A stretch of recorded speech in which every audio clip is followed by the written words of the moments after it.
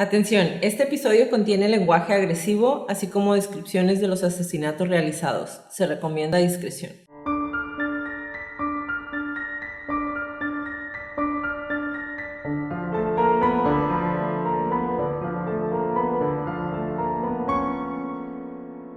Hola a todos, bienvenidos a Crónicas de Crimen. Yo soy su host Jacqueline López y me acompaña como de costumbre Leti Mosqueda. Hi Leti. Hi Jackie.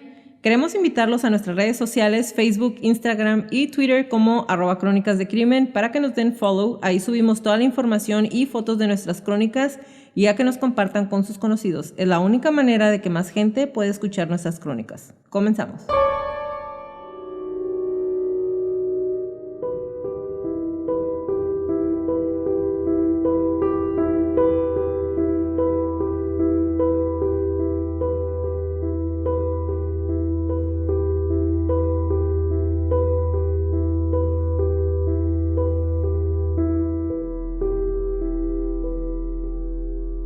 El año 2006 fue marcado para siempre en la memoria del pueblo venezolano. En un país marcado por la injusticia social y el hartazgo colectivo, la tristeza y la indignación abrazaron a una familia apoyada por todo el país cuando el 23 de febrero, John Brian Fadul, de 17 años, Kevin José Fadul, de 13 años, y Jason Fadul, de 12 años, y Miguel Rivas, de 30, chofer de los chicos, fueron secuestrados en un retén de policía que más tarde se diría era falso y que culminaría en uno de los asesinatos más horribles e innecesarios a manos de quienes deberían cuidar la seguridad de los ciudadanos.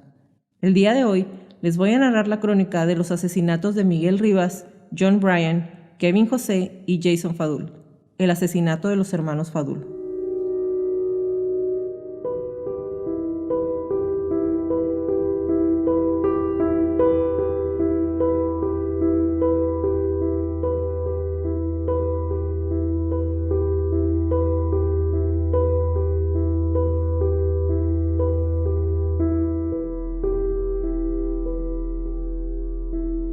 Leti, de la crónica del día de hoy realmente no conocía nada, no había escuchado el caso.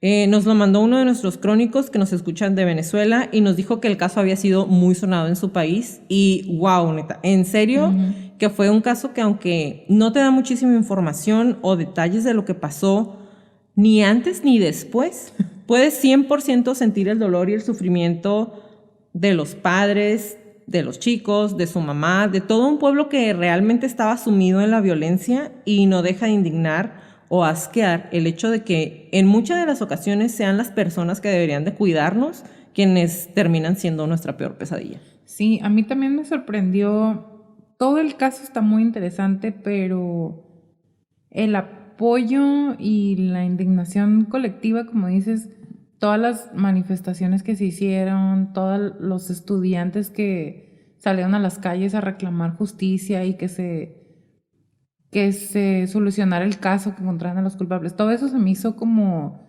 muy de latinos. Ajá, sí. Sí, 100%, como ese apoyo de ni sabemos bien qué, pero aquí estamos, los apoyamos, estamos con ustedes, rezamos con ustedes. Eso se me hizo padre, pero por el otro lado también está la parte de los secuestradores, ¿no? Del crimen, de siempre aprovechándose de tener un puesto con poder o cualquier tipo de poder, entre comillas, sobre otras personas para hacer el mal.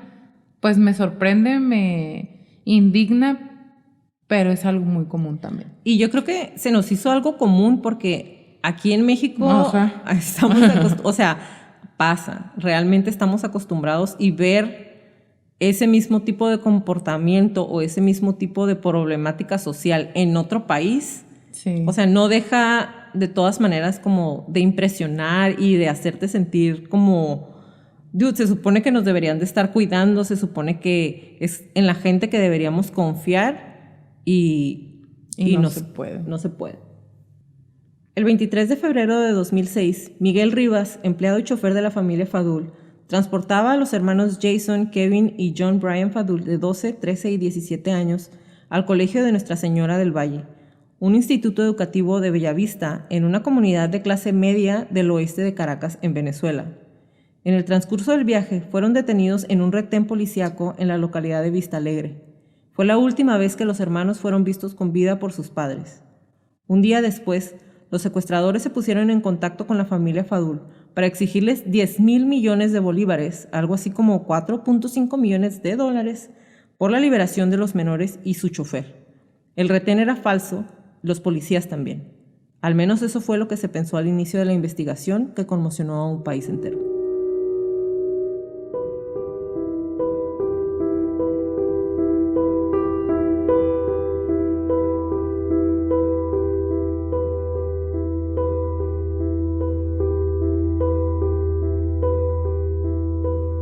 Empezando la investigación, no hay mucha información acerca de los Fadul como una familia completa.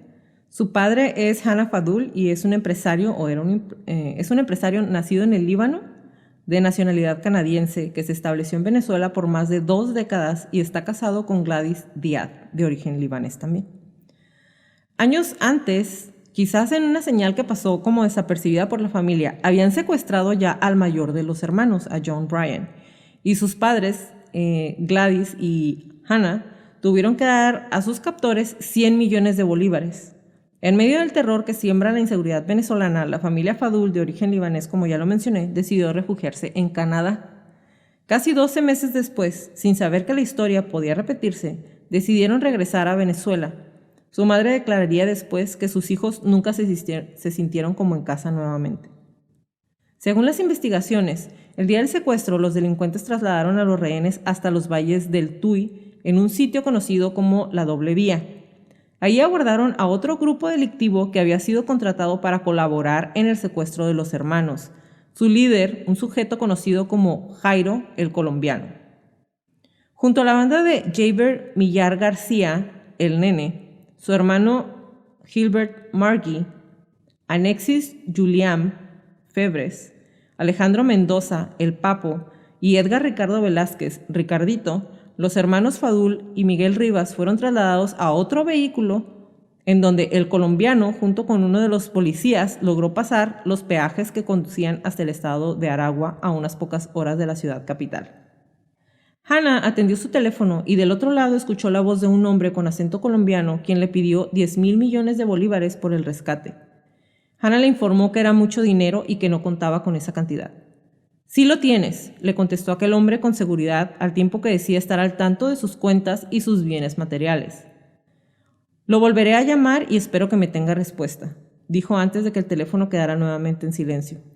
El secuestro estaba confirmado.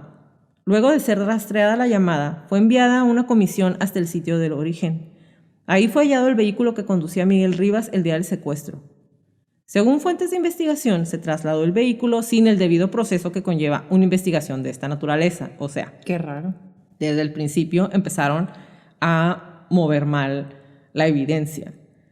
Sin duda alguna, luego de la manipulación del mismo, se perderían importantes pistas del crimen. Es decir, ni siquiera llegaron e hicieron todo ahí en sitio y luego se lo llevaron. Fue como, aquí está el carro, no lo llevamos. Ni siquiera mostrar. Hay algo tirado, interés, hay fotos, nada. No, bye. ¿Para qué? Y es que imagínate, partiendo de que los detuvieron en un retén de policía, ¿qué puedes esperar en cuanto al manejo de las pruebas? Claro. Porque un retén de policía no es nada más como en Rush Hour, que está un mono ahí parado, la película, y los desvía para un lado. Era un retén donde estaban revisando, entre comillas, los Exactamente. carros. La fiscal asignada por este caso fue Disleri Cordero, quien comprobaría que el comando de la Policía Metropolitana no había asignado a ningún retén en Vista Alegre el día que se registró el secuestro. El 5 de marzo, los vecinos de la urbanización Bellavista manifestaron su disposición a colaborar con las autoridades para identificar a los uniformados presuntamente implicados en el secuestro. Es decir, se sentían tan seguros que estuvieron un rato ahí deteniendo gente. O sea, no fue como que los esperamos, nada más los detenemos a ellos y no los llevamos, sino que estuvieron y hubo más gente que los vio ahí. O sea, la gente vio el retén. Estuvieron haciéndole ahí Exactamente. al policía. Carlos Sánchez, vecino de la zona, señaló que 2 personas aseguran haber visto a un cabo de la policía municipal cuando participaba en la alcabala, como les dicen ellos, o retén, junto con otros supuestos funcionarios. Comentó que los detectives de la División Antisecuestro y Extorsión también ubicaron a otro testigo que estaba dispuesto a revisar los archivos fotográficos de los funcionarios que laboran en la Zona 8, mejor conocida como el módulo de la Quebradita. Los hermanos Fadul fueron trasladados hasta el sector La Raiza de San Francisco de Yare. Una disculpa si no digo alguno de los nombres de manera correcta, nos avisan porque realmente los estoy leyendo así como estaban ahí, ¿no? San Francisco de Yare es un lugar montañoso donde improvisaron un refugio para las víctimas y sus secuestradores. Las condiciones de aquel lugar no estaban aptas para mantener a ningún ser humano y mucho menos para Kevin José, quien sufría de parálisis de su lado derecho. Él necesitaba medicamentos y atención especial. Y aquí es donde empiezan las cosas raras. Digo, es un secuestro obviamente, pero varias de la información que tengo aquí fue proveída por Julia Charte Tobar, alias La Chiqui, que fue un testigo y participó también, ¿no? Y ahorita se los voy a explicar. Ella fue testigo, ella fue abordada la mañana siguiente del secuestro por los dos sujetos, quienes la amenazaron y la trasladaron hasta el refugio para que alimentara a los hermanos Fadul. Tiempo después contaría que ese día, al llegar, vio cómo tenían a los secuestrados en el piso de tierra, esposados y con los ojos vendados. Es decir, ella estuvo durante los casi 41 días que duró el secuestro. O sea, que ella la agarraron de la calle porque iba pasando por ahí, ¿se supone? Exactamente.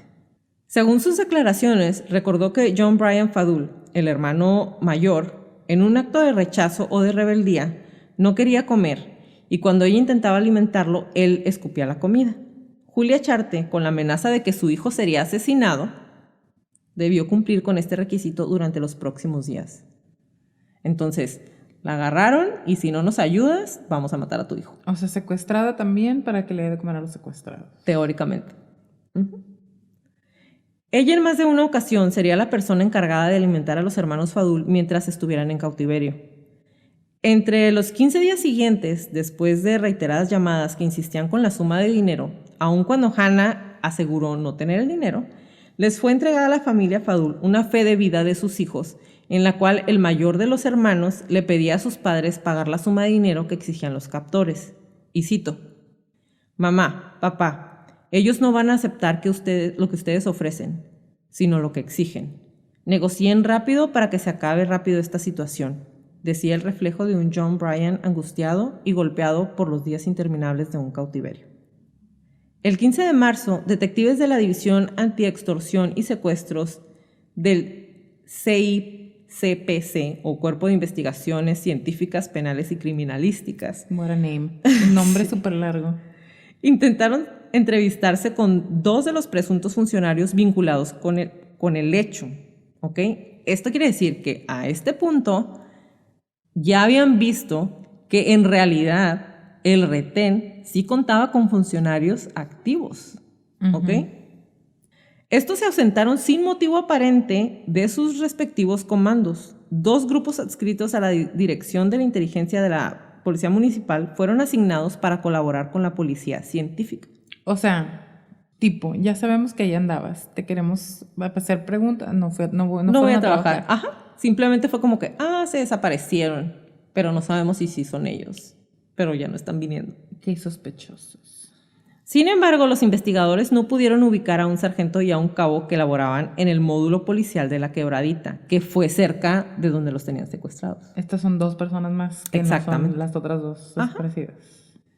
Días después del secuestro de los chicos, se dio a conocer que había una persona que mantenía una extorsión al padre de los Fadul, tiempo antes de que secuestraran a los chicos.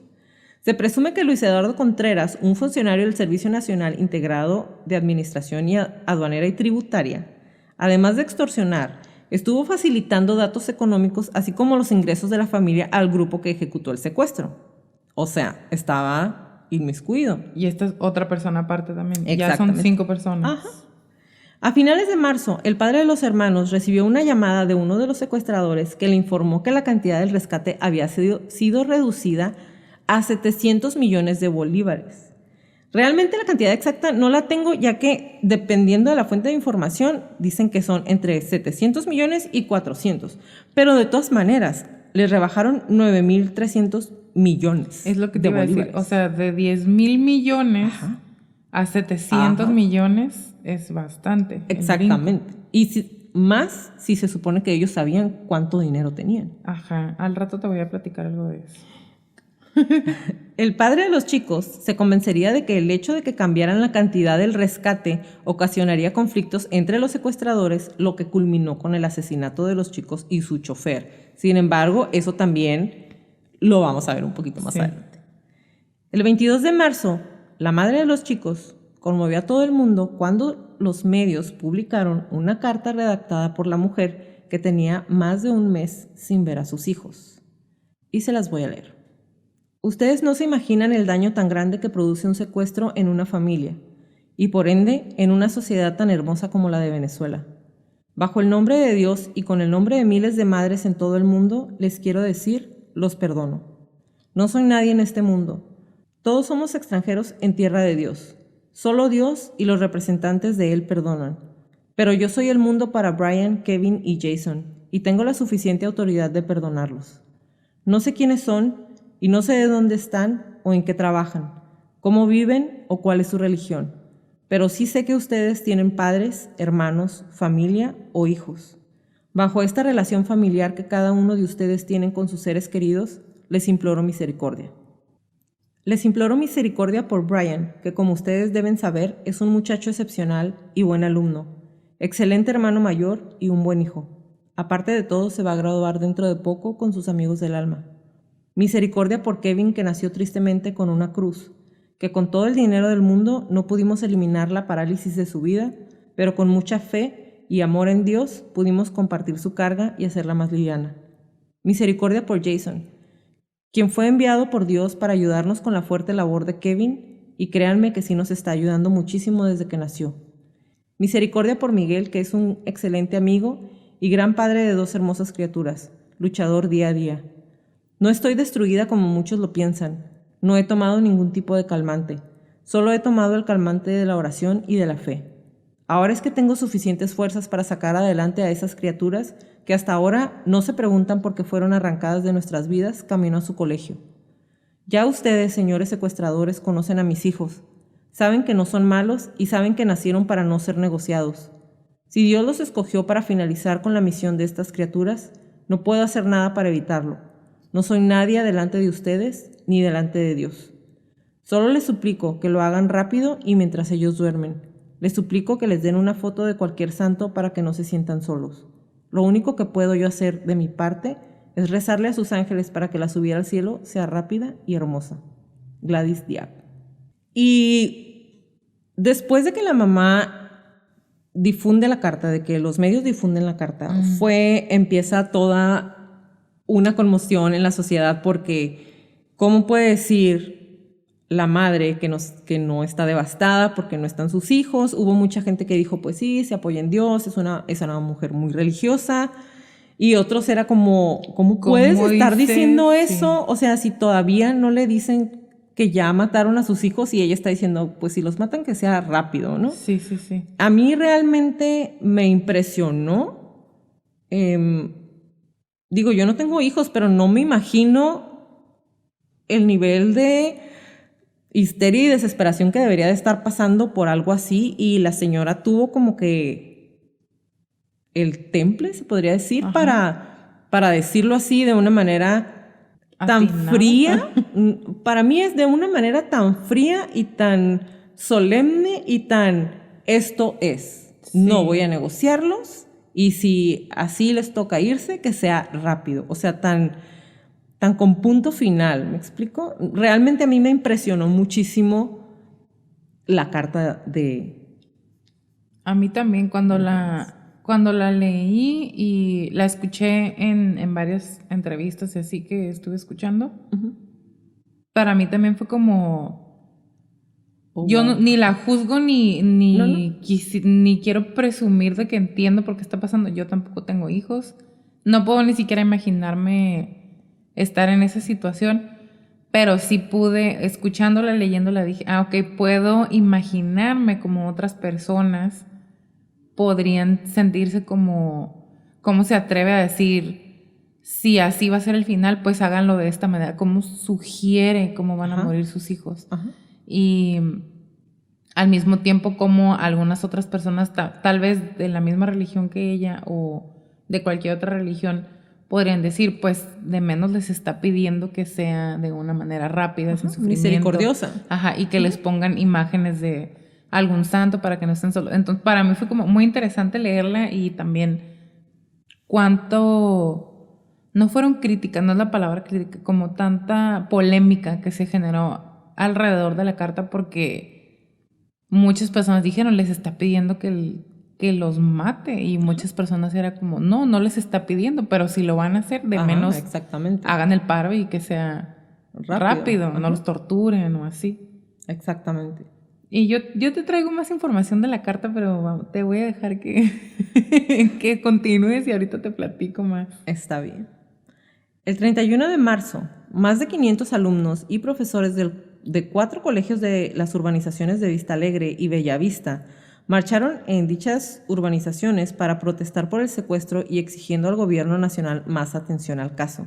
Como lo mencionaste en un inicio, Venezuela estaba pasando por un momento de mucha violencia y este secuestro fue como boom, o sea, la gente fue como ya estamos bien hartos, entonces empezaron a salir a las calles, empezaron a hacer caminatas, empezaron a exigir más cosas. El día 2 de abril, centenares de personas caminaron desde Quebrada Honda hasta la iglesia La Chiquinquirá para participar en una misa realizada por el entonces cardenal Jorge Urosa Sabino, quien intentó convencer a los secuestradores de los hermanos Fadul y al chofer de la familia de devolverles la libertad sin más demora. Pero de acuerdo a los análisis forenses, es muy probable que para el momento de la oración, las 4 víctimas del secuestro ya estuviesen muertos. La familia logró juntar 500 millones y después de ponerse de acuerdo con los secuestradores, se designó a José Díaz, hermano de Gladys Díaz, la mamá, para entregar el dinero y recibir las instrucciones para la liberación de los menores. Sin embargo, todo esto no se concretó.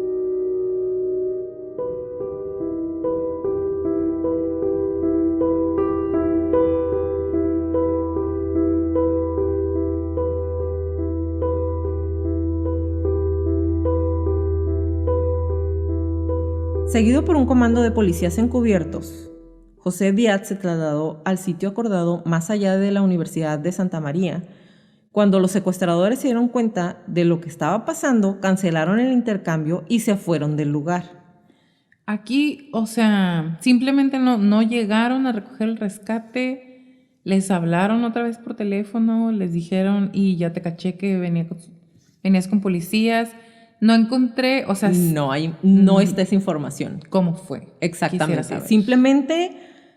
Simplemente lo que aparece aquí es, ya iban al lugar, ellos se dieron cuenta y se canceló. Pero, ajá. No sé si se canceló por teléfono, no sé si simplemente no se presentaron. El hecho es de que no llegaron a ese acuerdo. Y según las investigaciones del periodista Alexis Rosas, que él, de ahí saqué muchísima información, los policías cometieron muchísimas fallas durante la negociación con los secuestradores. El primer error del día del intercambio fue estar en constante comunicación con José Díaz cerca del lugar de la entrega del dinero. Es decir, la policía se estaba comunicando con él de manera constante. O sea, hablándole por teléfono. Ajá, y si se supone que no tenías que meter a la policía, si se supone que ya vas por ellos, ¿para qué le estaban hablando? O sea, no es como, es lógico, pero en la mayoría de los casos de secuestro que hay, pues se supone que tienes que ir solo y no tienes que irte comunicando con nadie porque quiere decir que le estás dando información a alguien más, que fue exactamente lo que pensaron los secuestradores en ese momento. Me recordó mucho la escena de Man on Fire, la de Hombre en Llamas. Ajá. Porque también les dan instrucciones súper claras, pero está la policía ahí en medio. Digo, ya sabemos aquella película, ¿no? Pero normalmente cuando la policía está al pendiente del rescate es cuando, por lo menos en las películas, todo se va al caño. Exactamente. Y más aún si tomamos en cuenta que podían tener acceso a información de la misma policía. O sea, si ya sabían que había policías dentro del secuestro, ¿a ti qué te dice que la misma gente con la que estaban hablando o que los iban cuidando sabían o estaban en contacto con los secuestradores? O sea, Los secuestradores podían fácilmente intervenir los celulares y escuchar las conversaciones, o podían simplemente tener a alguien dentro del equipo que les estuviera dando la información. Exacto. Hay que ponerle un pin a esto. Exactamente.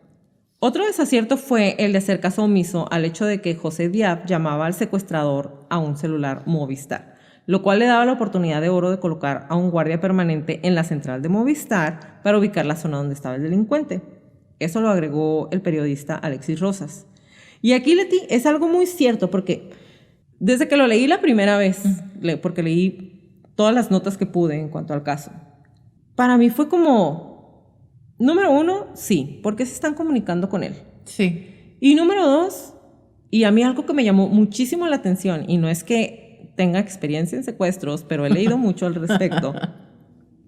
En la mayoría de los secuestros, los secuestradores utilizan celulares desechables. Sí. Y cambian constantemente de número porque regularmente no es como que le puedes regresar la llamada. Simplemente hablan, te dicen qué es lo que quieren, te dan sus condiciones y cuelgan y ya. O sea, no sabes de qué número está hablando, nada. Aquí era un teléfono Movistar de línea, güey. De plan, como decimos aquí. Ajá, o sea, que se puede rastrear exactamente. El dueño. De menos dame el nombre de quién sacó el teléfono. Igual y no el dueño porque puedes dar una identidad falsa, pero es un teléfono rastreable. Pero, por ejemplo, acá en México, digo, si te das la información suficiente, ya sabemos que sí se dan los casos que te sacan un plan. Al señor Mosqueda le pasó, que fue a la compañía de teléfono y él tiene un plan ahí, un plan y un teléfono que nunca pagó. Y él no lo sacó. Okay. O sea, alguien con sus datos y supongo que algún tipo de identificación falsa pudieron sacar eso es un nombre, pero normalmente te revisan, pues. No, y además, en las torres puedes hacer como una triangulación. Eso te iba a decir un pinpoint. Una triangulación de dónde está o en qué zona está siendo utilizado el teléfono. Ajá. Pues ya habían encontrado en el carro así. Exactamente. ¿Por qué no encontrar a la gente? Y hasta aquí realmente yo cada vez iba más convencida de que obviamente dentro de la policía los secuestradores podían tener contactos o de menos alguien que les estuviera dando información. A lo mejor no era como que estaban dándole la información de manera, sí te quiero dar la información, igual que era a lo mejor como a la señora que si no nos ayudas vamos a matar a tu hijo o vamos a matar a tu mamá. Pero aparte de esto, suman el hecho de que todas las evidencias que tenían hasta ese momento habían sido pésimamente procesadas. Entonces todo eso lo único que hace es, pues empiezas a sospechar, ¿no? Uh-huh. Algunas fuentes le confirmaron al periodista Alexis Rosas que la señora Diab recibió una llamada del secuestrador, quien le pidió, tras el fracaso del rescate, que ella se encargara de pagar el rescate o sus hijos iban a morir. O sea, se comunicaron directo con la mamá de los muchachos. Tampoco hay información le hablaron por teléfono. Sí, fue por teléfono. Le hablaron por teléfono, recibió una llamada del secuestrador. A su teléfono, sí. Suyo de ella. Exactamente. Cuando le dijo que tenía que pagar ella el rescate o sus hijos iban a morir, ella contestó lo siguiente, y cito, ella le respondió que su religión le impedía negociar a sus hijos porque estos no tenían precio. Y entonces el secuestrador cortó abruptamente la conversación. Y no me extraña que haya dado esa respuesta si tomas en cuenta que en la carta ella menciona que sus hijos no nacieron para ser negociados. Entonces, pero te están hablando a ti directamente que eres su mamá, que tú los pariste. Tú los trajiste al mundo. Entonces, y ella dijo, no voy a negociar. Yo no voy a ir a pagar el rescate porque mis hijos no tienen precio. Está intenso porque aquí también dije, me voy a permitir especular al respecto, ¿no? O tratar de imaginarme, porque otra vez yo no tengo hijos, pero sí, me quise imaginar yo en esa situación. Yo no soy parte de ninguna religión que no me permita negociar, pero, cómodamente aquí desde mi sillón yo diría, pues, ni modo y voy. O sea, si lo tengo, dáselo. Ajá, o sea, dáselo. Lo que traigo te lo doy, pero otra vez yo no soy la señora, no. Sí, digo, como lo hemos dicho en otras crónicas, nunca sabemos cómo vamos a reaccionar. Entonces, tal vez A lo mejor ella se imaginó que si se ponía así se iban a hartar y iban a dejar ir a sus hijos, no sé. Ajá, ¿no? Pero, o sea, porque no podemos saber, nadie más que los que están ahí en ese momento saben las emociones, saben lo que está pasando por su cabeza en ese momento. Pero a mí sí me impresionó mucho leer eso, Sí, que haya dicho, pues no, o sea, no voy a negociar. ¿No? Y otra vez con esa, no sé, entereza Ajá. de decir, no tienen precio, no voy a negociar, no negociamos con terroristas. Exactamente. Y aparte mi religión no me lo permite. Está, no sé, O sea, es una declaración como muy terminante. Sí. Es como es un no y no. Punto. Ajá. Exactamente. La Chiqui, por su parte, que era la mujer que les estaba dando de comer a los niños, cuenta que al mismo tiempo, el 1 de abril, cumplió con su orden de ir a alimentar a los chicos, y estando en el lugar del cautiverio, y luego de haberles dado de comer el mismo arroz y atún que les daban de comer casi siempre, los gritos del colombiano dieron la orden de sacarla de ahí, y entre Alexis, el nene, y el colombiano, empezó una discusión súper fuerte. Y dijo: su mamá es una maldita árabe, no quiere dar real o no quiere pagar el secuestro, y los entregó. ¿Saben qué dijo? Que su religión no le permitía dar dinero, pero que de todas maneras le pusieran una estampita cuando los matara, decía con ira el colombiano. Acto seguido, el hombre sentenció la vida de los hermanos Fadul y dio la orden: mátenlos. La Chiqui, según declaró, en medio del matorral, cuando ya se iba ella corriendo, porque la sacaron de ahí, escuchó el primer disparo. Fue dirigido al mayor de los hermanos, John Bryan, al tiempo que el segundo de los hermanos pedía clemencia por su vida. El señor Miguel Rivas se alzó en un gesto de protección y recibió sin contemplación el segundo disparo. Después, cuando Alexis no tuvo el valor de matar a los 2 hermanos menores, el nene tomó la escopeta y disparó sin dudar a quemarropa sobre los cuerpos arrodillados de Kevin José Fadul y a Jason Fadul. Julia Charte, la Chiqui, paralizada por el terror, logró refugiarse y caminar hasta conseguir un vehículo que la aislara del sector. O sea, se pudo escapar bien a gusto. Es que acuérdate que la mandaron sacar del lugar donde estaban. Pero cuando llegó enojado. Literal, no del cuarto, sino sácanla para afuera. Pero a mí, ¿sabes qué me llamó mucho la atención cuando estaba leyendo esto? Porque esto está en las declaraciones de ella. Uh-huh. Si ella ya estaba afuera, entre los matorrales, sí. ¿Cómo supo en qué orden los mataron? Exacto. ¿Cómo supo que primero fue el mayor y luego fue a su chofer y luego los otros 2 niños? The plot thickens. Ajá, o sea, esto se pone cada vez como color de hormiga. Sí, o sea, si lo ves como a grosso modo, si lo ves como desde una perspectiva así como parcial, dices, mira, o sea, sí nos están dando todo paso por paso. Ajá. Pero si entonces te empiezas a hacer más preguntas, dices, ¿cómo sabes? ¿Cómo supo desde el orden? Si ella estaba afuera. Que matorrales, o sea, y te puedes... vamos a jugarle al abogado del diablo.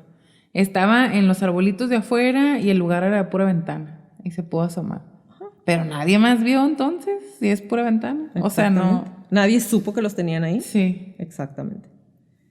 El 4 de abril, agentes de la Policía Municipal de Yare encontraron los cadáveres con disparos de escopeta en la cabeza y abandonados en una zona boscosa de San Francisco de Yare. Los cuerpos no fueron identificados de inmediato por su estado de descomposición, sin embargo, los cuerpos vestían los uniformes del colegio de los chicos, por lo que no hubo muchas dudas al respecto.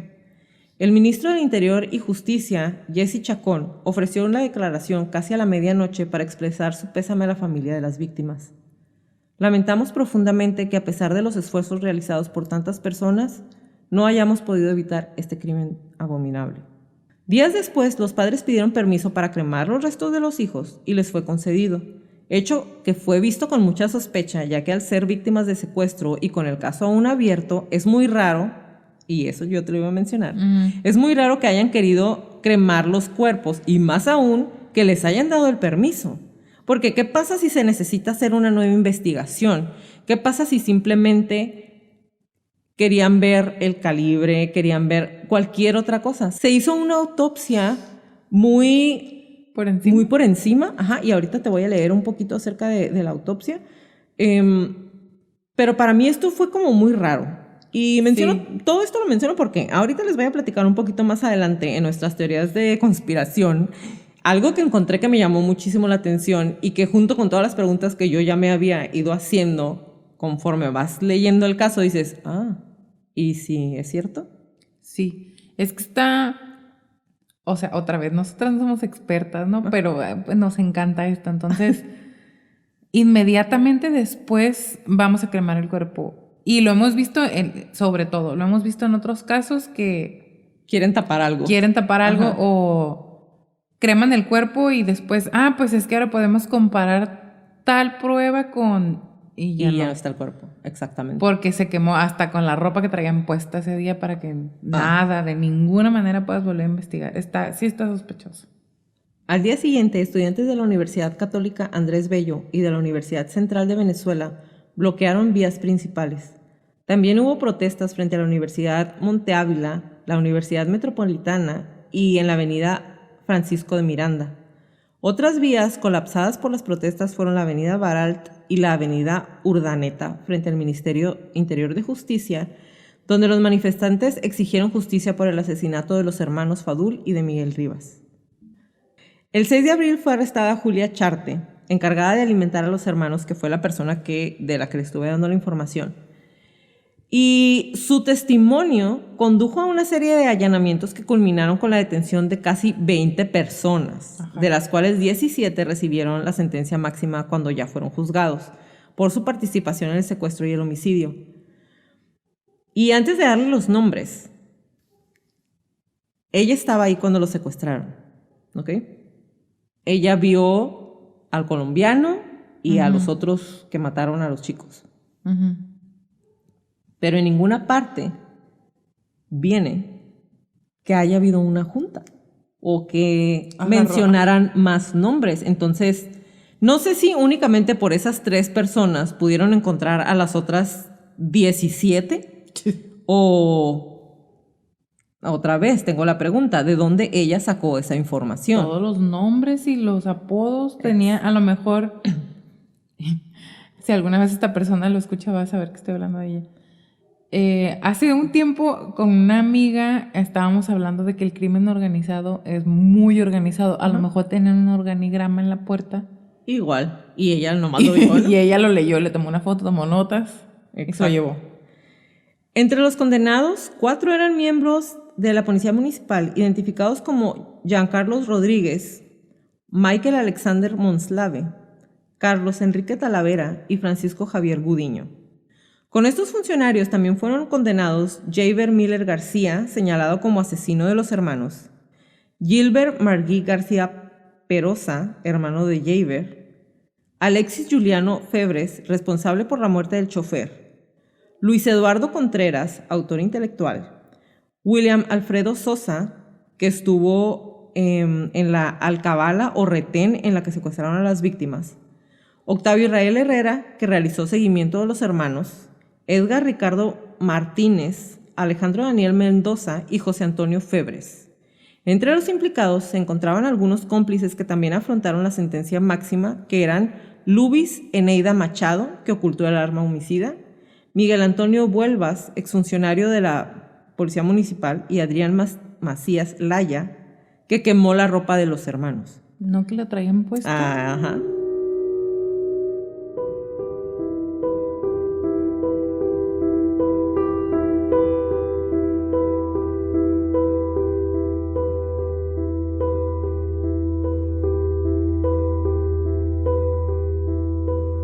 Este episodio es editado por Stuka Producciones. Si necesitas trabajos de edición de audio y video, Stuka Producciones puede ayudarte. Búscalos en Facebook como Stuka Producciones. Stuka es SZTUKA Producciones. Leti, ¿cómo ves todo esto? Los encontraron con el uniforme, entonces, ¿qué quemaron?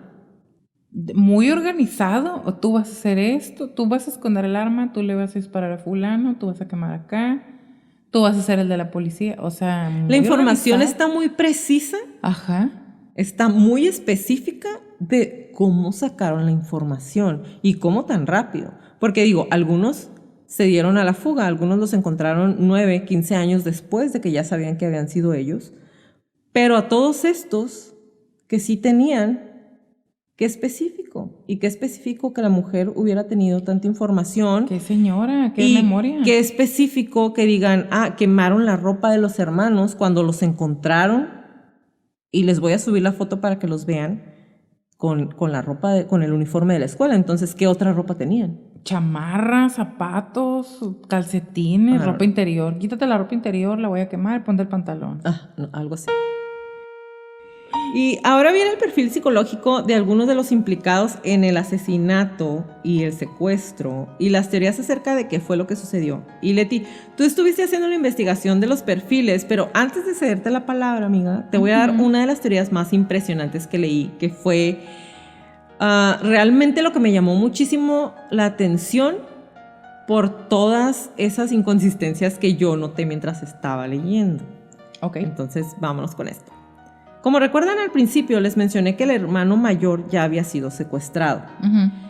Y su comportamiento al inicio, cuando ella dice que no quería comer, si ya había estado secuestrado o le fue muy bien en el primer secuestro. ¿Por qué no? O cómo es que tuvo el valor, si ya había pasado por todo ese trauma, cómo fue que tuvo el valor de decir, no voy a comer. Y a la vez cuando le piden que les diga a sus papás que dé la prueba de vida, dice, sí, den lo que están pidiendo porque nos van a matar. Para mí eso, número uno, fue como, qué raro. Como que no checa. No me hace match, pero igual pues era un muchacho de 17 años, ¿no? Y otra vez no sabemos cómo vamos a reaccionar. A lo mejor en su momento dijo, no voy a comer, no importa. Y después fue como, pero están mis dos hermanos, entonces tengo que cooperar, ¿no? Está interesante, me llama la atención. Le vamos a poner un pin. Después, resulta que cuando estaba viendo las fotos de los cuerpos de los chicos, se las voy a poner. Las fotos, hay fotos inclusive de días antes al secuestro en donde se pueden ver perfectamente parados uno al lado de otro. Y realmente la estatura o sea, sí es muy notoria. Uno tenía 17, el otro 13 y el otro 11. Entonces, el de 13 y 11 eran unos niños todavía. Estaban chiquitos. El de 17 igual y puedes decir, pues ya es un adolescente, está un poquito más grande. Pero en las fotos se ven pequeños, pero en las fotos de cuando ya los encuentran, cuando encuentran los cadáveres, están boca abajo, no se les ve la cara. Y no busqué por morbo, busqué porque eso me llamó mucho la atención. Realmente, porque cuando ya ves los cuerpos que están boca abajo, parecen hombres. O sea, realmente el cuerpo no corresponde al de un muchacho. Al de los niños. Deja tú el del muchacho, a lo mejor el de él sí, pero el de los otros dos niños que estaban tan chiquitos, cuando ves la foto del cadáver, la voy a subir nuevamente, están casi todos de la misma estatura. Como y están, y están muy corpulentos. Y ahora, está bien. Tal vez es porque los cuerpos en descomposición se empiezan a hinchar y entonces dije, ok, no le tomé más importancia y luego me encontré con la siguiente información. Se presume que los niños que perdieron la vida no son los hermanos Fadul y que todo este teatro fue organizado por el padre de los niños y de un tío de nombre Santiago Georde, más 2 fiscales nacionales de nombre Disleri Cordero León y Pedro Carballo. Esta información la encontré en internet, ok, no estoy diciendo que esto sea cierto, simplemente les voy a dar la teoría que está ahí en internet, que realmente, pues dije, o sea, en base a todo lo que yo ya había visto, igual y no deja de ser una teoría, ¿no? Ellos, en complicidad con los familiares antes mencionados, autorizaron la cremación de los mismos para borrar todo tipo de evidencia de interés criminalmente para posteriores diligencias científicas forenses. Resulta que los niños utilizados para los hechos ocurridos eran niños de la calle, que de igual forma son seres humanos y tienen derecho a la vida, aunque vivan en la calle. Y esta situación se supone que ocurrió por intereses materiales y de poder de una familia siniestra. ¿Por qué?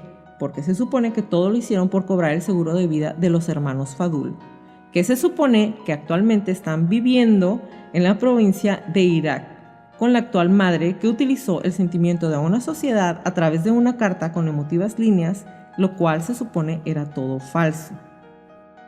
los únicos verdaderos culpables son los que hicieron de la mentira una verdad y un sentido pésame para la familia del chofer. Si el señor sí es cierto que lo mataron, pero ¿quién se supone que es responsable de lo ocurrido? Ya que se prestó también, se supone que el chofer también se prestó para esto, entonces también están diciendo que él básicamente es responsable de esto que pasó, porque entonces el chofer tampoco estaría muerto. Y realmente aquí, o sea, tal vez no es cierto, otra vez, es solamente una teoría que está ahí. Pero viene la parte de que cremaron los cuerpos, viene la parte de que los Fadul siguen con vida. Y entonces te pones a pensar, aquí en México, por ejemplo, cuando pasa algo así, la gente luego lo empieza a decir, ¿no? Es que el gobierno te quiere desviar la atención y es que hay tantos secuestros. Y eso me puse a pensar cuando lo estaba leyendo. Digo, yo no estoy diciendo que no sea cierto. Pero si había en ese año tantos secuestros, ¿cómo puede ser posible que este en específico haya causado tantas movilizaciones en diferentes universidades, en diferentes pueblos o lugares? ¿Por qué otros no y este en específico sí? O sea, eso sí, la verdad, eso sí me llamó mucho la atención. Porque dices, o sea, ¿qué onda? ¿Cómo puede ser posible? Igual y no es cierto, pero a lo mejor sí era una cortina de humo contra algo para evitar algo que estaba pasando en el país, ¿no? No podemos dejar, digo, en Latinoamérica tenemos mucha fama porque eso sucede y no podemos dejar 100% a un lado y decir, no, esto es totalmente una mentira, no sabemos, pero ahí sin está. bases y fundamento, Exactamente. Pero entonces, si esto es cierto, quiere decir que varias de las personas que están purgando una pena de los que metieron a la cárcel, pues tal vez algunos sean inocentes y están ahí nada más porque pues chivo expiatorio. Y digo, otra vez regresamos, aquí en México ya ha pasado en algunas ocasiones y puede ser posible. Me quedé pensando que sí puede ser posible y el simple hecho de que resolvería muchas de nuestras preguntas no significa que sea verdad. Exactamente. Pero sí respondería muchas de mis preguntas. Porque lo de la señora, si ya estabas afuera, el orden y que se paró el chofer y se puso en medio, o sea, ya no estabas ahí, saliste te Son pelaste. muchos detalles. O sea, el hecho de que haya dicho... ¿Y los nombres de todos? El nombre, a lo mejor si estaba ahí diario, no me preocupa tanto, pero el hecho de que haya dicho que el chofer se puso enfrente y a él lo mataron segundo, ¿cómo te diste cuenta? Pues, si no estabas ahí. Aunque estés ahí diario y ahí duermas, ni en las empresas, ni en tu casa por nombre completo y apodo no. A lo mejor de los 3 que estaban ahí, sí. Y digo, no se sabe toda, pues estuvo más de un mes ahí. Estuvo más de un mes ahí y a lo mejor no dio el nombre de todos, pero se me hizo muy raro que por ella pudieran agarrar a los otros 17, ¿sabes? Exacto. Además de todo eso, se supone que el autor material, que era Lennon Gandika, alias el Gordo Lennon, que era señalado como el autor material de la muerte de los hermanos y del chofer, esa persona, además de haber sido participado en el secuestro, fue capturado por la policía en el 2015. Lo agarraron y cuando iban a empezar con todo esto de empezar a juzgarlo, lo matan en el centro de atención al detenido. Samuel Francisco, que es otro de los implicados, murió luego de haber recibido 3 impactos de arma de fuego tras enfrentarse a una comisión de las Fuerzas de Acciones Especiales también. Y otro menor de edad, de quien no dieron información, fue capturado y para ese entonces cumplió una condena de 2 años nada más porque era menor de edad y está desaparecido. Entonces, ya me dan toda la otra teoría y luego me dicen que el presunto responsable, el que sí los mató, el que tiene la culpa de todo, lo atrapan y lo matan al día siguiente de que lo tienen detenido. ¿Qué está pasando? Pues suena a México. Perdón, pero... ¿Y en qué momento el Gordo Lennon, en qué momento se revuelve más esto. O sea, tiene, a pesar de que no se le entiende, tiene más sentido la teoría de conspiración que lo que sí nos está platicando la chiquis o la chiqui. Para continuar con las teorías de conspiración, y ahora ahí te van mis comentarios, de las cosas que a mí más me llamó la atención, y te lo dije, el secuestro no se pudo resolver en semanas, pero el homicidio en cuestión de horas, días, ya tenían a los 20 quíboles. Menos nombre, al Lennon. Menos al gordo. Y de todas maneras lo agarraron y se murió. Lo mataron. Eso sí está muy de película. No, pues no los encontramos, pero... Lo encontré y está muerto. Ajá, los encontré y ya estaban muertos. Y encontré a los 20 que estuvieron involucrados. Y encontré al más culpable y me lo mataron. Así es. Entonces, pues es nada más como para agregarle a la teoría de conspiración. Ahora, vamos a hablar, ¿recuerdan la carta de la mamá de Gladys? A mí, de las cosas que más me llamó la atención de la carta, y esto es nada más una opinión y mía y de muchas personas en internet, ¿no? Ella dice, no nacieron para ser negociados, pero en realidad sí estaban negociando desde un principio. Sí era intención pagar el rescate, se estaba haciendo una investigación para negociar y que les regresaran a los hijos. Entonces, sí entiendo que ella tal vez lo estaba diciendo de manera figurativa, pero no nacieron para ser negociados, pero para eso estaban trabajando, para recuperarlos. Porque en uno de los periódicos que leí, cuando ya habían cremado a los chicos, ellos vivían como en una privada. ¿no? Es como una privada de casas. Y los vecinos decían que ella se escuchaba en los días antes de que encontraran a los chicos muertos, que le gritaba al marido que se los trajera, o sea, que hiciera lo que tenía que hacer y que le trajera a sus hijos. Pero a mí tráemelos. Exactamente. Entonces, a lo mejor no quería negociar después, pero en ese momento sí era como, pues te doy lo que me estás pidiendo y regrésame a mis hijos. Pero cuando ya le tocó a ella ser la negociadora directamente, igual y no pudo, ¿no? Sí. La otra parte que a mí también, digo, otra vez, no la estoy juzgando ni nada, nada más llama mucho la atención que en la misma carta donde dice, no los voy a negociar, los perdono, y los despide y está organizando la manera en la que deben de morir los hijos, eso también me llamó mucho la atención porque puede que ella se esté preparando o se esté anticipando algún tipo de duelo, pero lo hemos visto en otras investigaciones, que las personas, los familiares de personas que mueran o desaparecen, normalmente no alcanzan a hacer un duelo rápido. Ajá. Las personas que resultan ser culpables, en su mayoría de las veces se delatan porque hablan de ellos en pasado. o dando pistas de que ya nunca los vas a encontrar. Exactamente.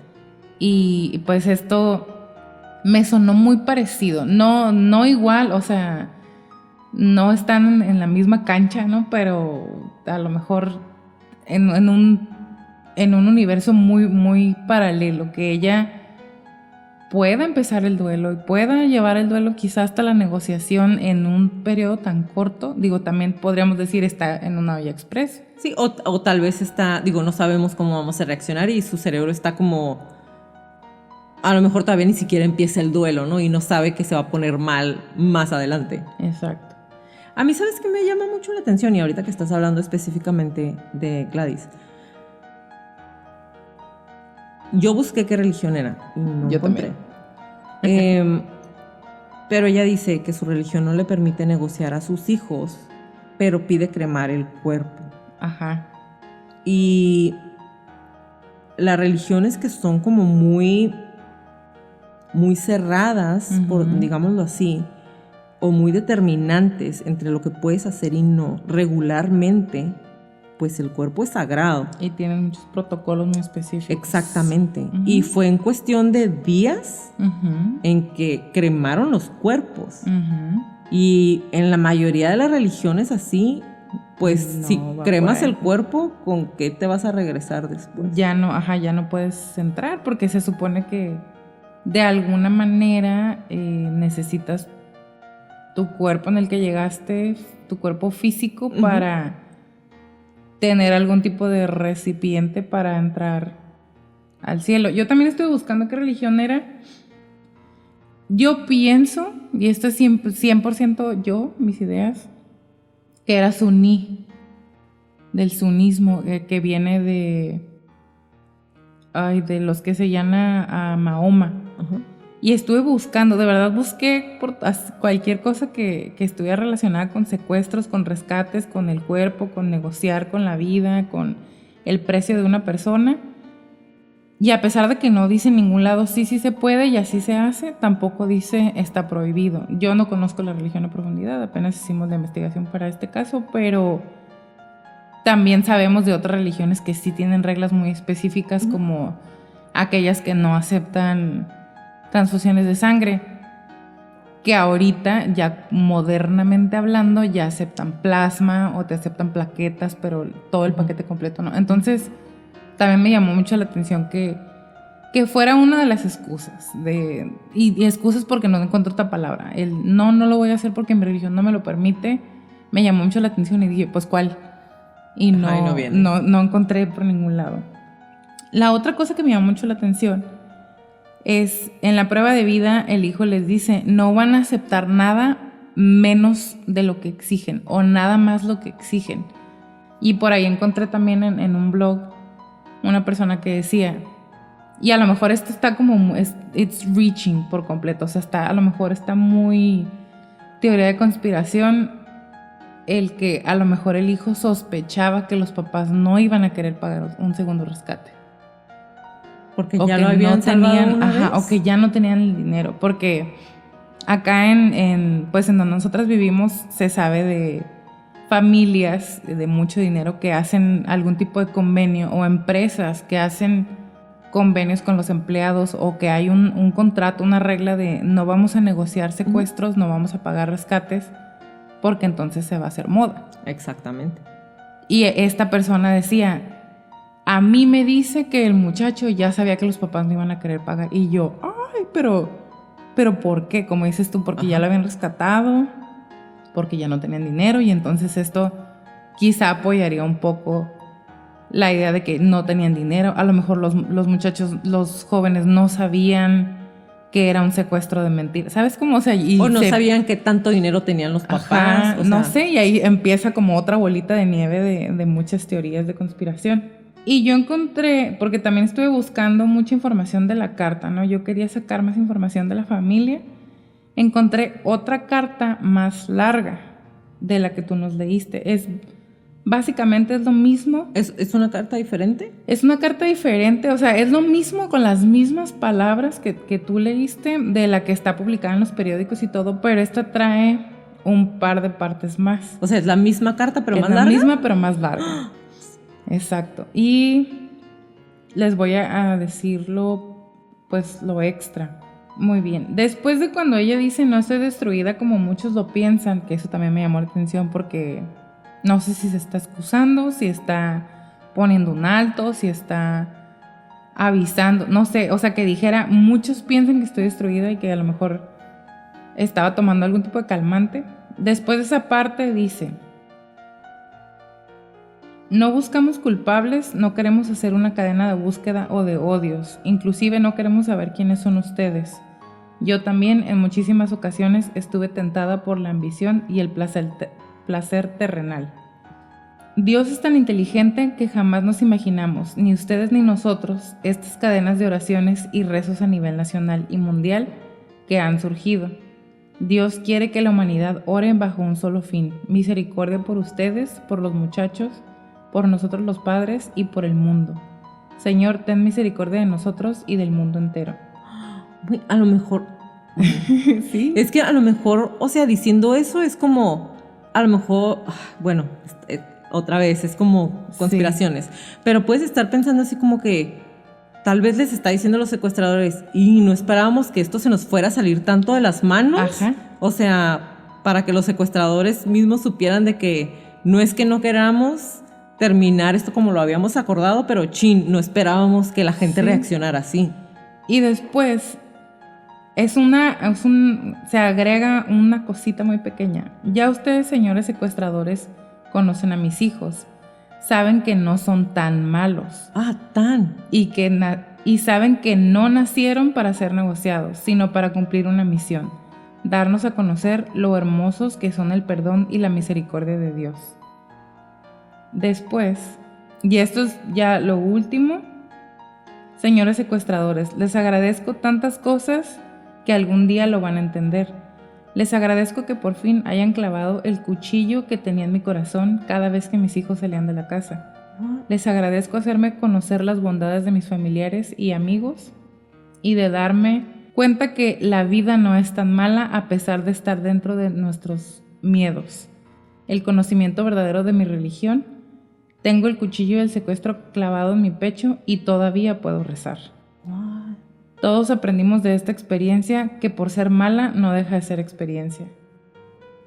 Y ya, aquí es donde viene, si Dios los escogió para finalizar con la misión de estas criaturas. Y al final, pero si el manto de la misericordia llega a sus corazones, entonces sí puedo hacer mucho. Devuelvan a esas criaturas a sus casas para yo así poder terminar la misión que Dios me encomendó desde el primer día que nacieron de mi vientre. Hacerles ver nuevamente que a pesar de cualquier tragedia en la vida, a pesar de la parálisis y traumas, todavía vale la pena tener fe y vivir. Firma Gladys Diab. What the fuck? Ajá. Entonces, otra vez, yo no sé si esta es una versión más larga, una versión inédita, la verdadera. Alguien le agregó. Pero ¿estás de acuerdo que si esa es la verdadera? O sea, lo que está agregado son cosas, para empezar, bien bizarras. Uh-huh. O sea, son cosas que dan a entender otra cosa. Ajá, o sea, me queda claro. Yo cuando estuve leyendo, sí había mucha gente que decía, todos voltearon a ver a la mamá porque qué onda con la mamá y su carta. Exacto.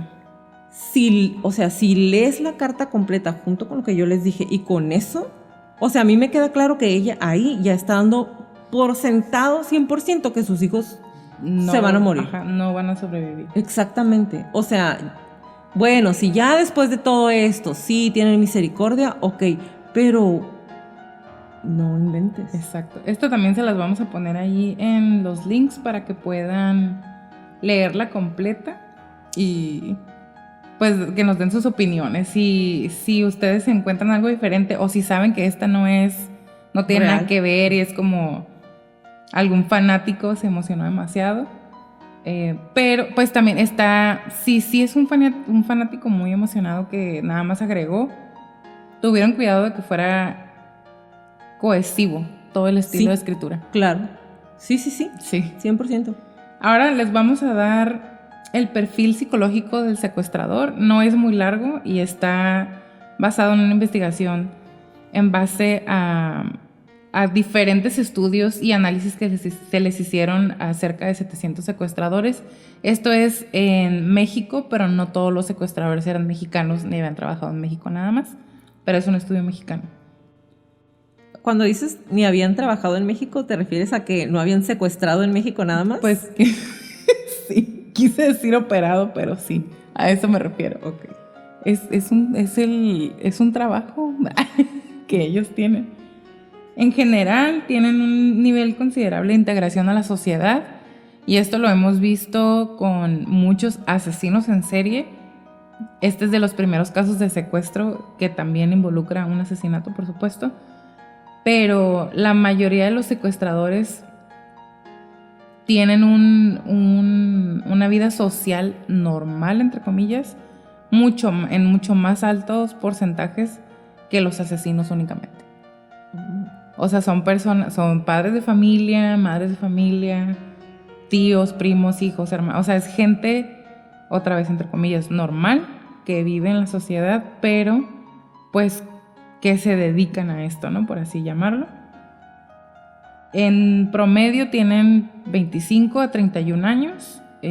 O sea, son personas jóvenes y... ¿Por qué esa edad? Porque es cuando eres más creativo, tienes más oportunidad de trabajar, tanto físicamente como mentalmente, o sea, te puedes desvelar más, puedes trabajar más horas, y digo otra vez trabajar, ¿no? Operar más horas, y ese es el nivel, no el nivel, sino la edad promedio que se encuentra. Las bandas o los grupos de secuestradores trabajan de entre 3 y 9 personas. Aquí nosotros encontramos 20. Ajá. Que también, digo, si nos vamos al crimen organizado, a lo mejor a niveles más grandes, pues son cientos de personas, pero las bandas, digamos, cuando ellos dicen banda se refiere como al grupo operativo, al grupo de, ¿cómo se dice? Al grupo de, ¿cuál es la palabra que estoy buscando? ¿Operaciones? Operación, o sea, los que operan, los que ejecutan. Ajá. El grupo que ejecuta es entre 3 y 9 personas, que si nos regresamos a los nombres que nos dijiste, ya como lo describe Julia, pues sí, más o menos eran ese número de personas, ¿no? Por otro lado, la carrera delictiva de estas personas es en espiral creciente. O sea, todos empiezan, ya les hablé en algún momento de la cresta, la curva de la criminalidad. Con ellos es una espiral en creciente. ¿Por qué espiral? Porque la curva tiene un principio y un fin, y el espiral no. Entonces ellos empiezan en robos a casa-habitación, automóviles, bancos, tiendas, autos armados, supermercados, etcétera, etcétera. O sea, empiezan de robos muy pequeños y se van otra vez en espiral creciente hacia cosas más, podríamos decir, intensas o peligrosas o más grandes. Asaltos a mano armada, así uno a uno o también como grupo, a grupos, a casas, a bancos, etcétera. Que sigue el secuestro después de eso. Y también son secuestros express hasta secuestros de, digamos, largo plazo, como el de estos chicos. Y la mayoría termina en homicidio. Encontré que la tasa de mortalidad en los secuestros es mucho menos alta de lo que yo hubiera esperado. Es entre el 10 y el 15% nada más. Esto otra vez es un estudio que se hizo en México, pero no necesariamente con mexicanos únicamente. Y bueno, el perfil psicológico: frialdad, peligrosidad máxima, insensibilidad, agresividad, egocentrismo. Son conductas y comportamientos antisociales. En su mayoría, y yo diría todos los secuestradores, tienen por lo menos los rasgos del trastorno antisocial de la personalidad. Ese es el perfil psicológico de la mayoría de los criminales que vamos a estar hablando, pero en específico con los secuestradores. Ellos asimilan los padecimientos, las súplicas, el sufrimiento de las familias o de las víctimas como un hecho aislado, no como parte de lo que ellos están causando, sino algo que le está pasando a esa persona. Y a través de eso, como ellos lo pueden asimilar de una manera tan extraña y diferente, es como ellos pueden ejercer control sobre las víctimas y los familiares. Si vieran la cara de Jacqueline. Es que, ¿sabes qué? O sea, para mí nunca me ha pasado, ¿no? Y espero que nunca me pase. Ay, no. Pero yo creo que un secuestro ha de ser como de las cosas más, de las experiencias más traumantes de tu vida, porque pierdes todo control, sí. Estás totalmente a merced de lo que se le ocurra a esa persona, con toda la incertidumbre del mundo, porque no sabes si te van a matar, si te van a soltar, si va a durar un día, si va a durar un mes, si va a durar años. O sea, real, yo no me imagino. Y aparte, o sea, saber que esa persona a lo mejor lo está disfrutando. Entonces ya un secuestro por sí, el hecho de que te saquen completamente de tu vida como la conoces y de las cosas que haces y que te alejen completamente de tu familia o de tu núcleo.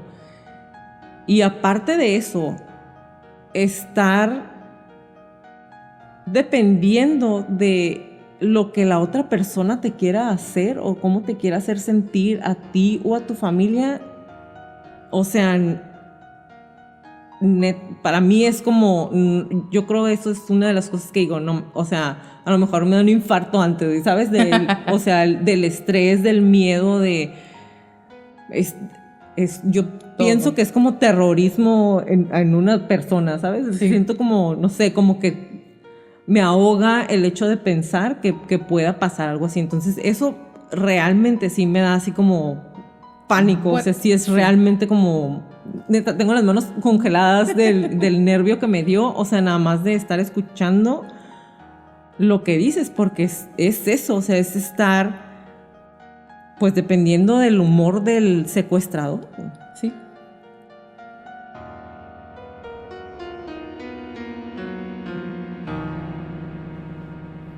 Un secuestro de esta magnitud causó conmoción en todo un país.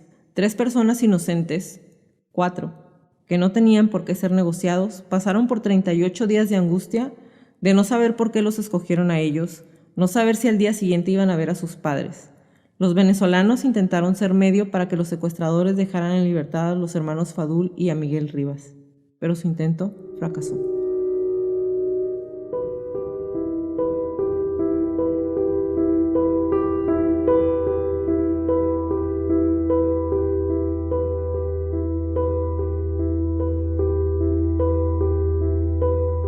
Gracias por acompañarnos en un episodio más de Crónicas de Crimen. Los esperamos en nuestro próximo capítulo. Si les gustan nuestras crónicas, por favor regálenos un review en iTunes y en Spotify. Y recuerden, si tienen alguna crónica que quieren que pase a la lista de nuestras próximas temporadas, mándenos un correo a info@cronicasdecrimen.mx. Bye, Leti. Bye, Jackie. Bye, Crónicos. Hey, Crónicos. El día de hoy queremos recordarles 5 tips de seguridad para todos. Número 1 y el más importante, no tengan copias de las llaves de la casa en las típicas piedras falsas o en la lamparita o abajo del tapete. Exactamente. Si alguien más puede encontrar la llave, obviamente un ratero lo puede hacer. Número 2, tener trabas en las ventanas por dentro, sobre todo si van a salir de viaje. Siempre recuerden tener un segurito extra en las ventanas por dentro. No nada más el que viene incluido en la ventana, algún tubo o algo atravesado, palo de escoba, algo. Número 3. Tengan luces con sensores de movimiento y si pueden una alarma con sensor en puertas y ventanas, de esas que tienen un botón de pánico, pueden dormir con más tranquilidad si la tienen. Además uno piensa, sensor de movimiento todo el mundo, pero realmente está comprobado que los ladrones o cualquier persona que intente entrar en su casa lo piensa 2 veces cuando hay una luz con sensor de movimiento. Sí. Tener a la mano un bat cuando se van a dormir. Yo tengo un hacha a un lado de la cama, de mi lado de la cama. Sí. O sea, no sé en qué momento se estacionó ahí y dije, aquí se va a quedar. Y está ahí literal a un lado de mi cama. Yo tengo un palo de golf, un 9 iron, de los que traen metal y que es de madera. Bien. Que me regaló mi papá cuando me fui a vivir sola la primera vez. Me dijo, ten este y tenlo junto a tu cama. Ahí está. Y por último, tengan cuidado cuando hagan compras de cosas de valor, pero sobre todo cosas que llamen la atención como una televisión o, no sé, algún pantallas, iPad, cosas así como que puedan llamar la atención, sobre todo las cajas. Así es. Yo les aconsejo que saquen la basura hasta el día que pasa el camión recolector. Realmente yo no había tomado eso en cuenta y Jorge fue el que me dijo, o sea, cuando compras cosas así, pues no sacas la basura y la tienes ahí para que todo el mundo pase y esté viendo si compraste algo. El día que pasa los recolectores de basura, lo sacas y ahí se lo llevan al mismo tiempo. El señor Mosqueda desbarata las cajas, las corta en cachos y las va sacando por pedazos. Es que está bien, nunca sabes quién está viendo. Como le repetimos en todas las crónicas, créanle a su instinto siempre. Si algo no se siente bien, si algo me dice que salga corriendo o que revise qué está pasando, vete. Es mejor parecer paranoico y estar a salvo que quedarte y poner en peligro tu vida. Ahora sí, bye Leti. Bye Jackie, bye Crónicos.